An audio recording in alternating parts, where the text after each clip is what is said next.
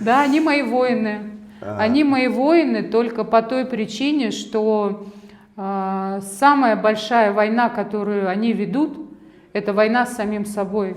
Понимаете, независимый человек, просыпаясь утром, он идет во внешний мир. То есть его начинается вот жизнь во внешнем мире. Зависимый человек, открывая глаза утром, просыпаясь, у него начинается война с самим собой. То есть он борется со своим навсом.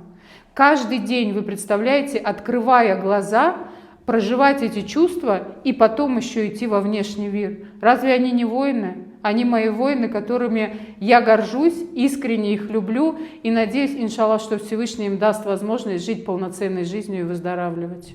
Мы на это все надеемся и в первую очередь будем делать за них дуа. Я полностью согласен. Каждый из нас, каждый, кто смотрит, каждый, кто находится в этой комнате, каждый, кто проходит лечение в данном центре, как ты сказала, является воином, потому что в первую очередь самое большое сражение, которое у нас происходит ежедневно, это сражение со своим навсом. Так и есть, да.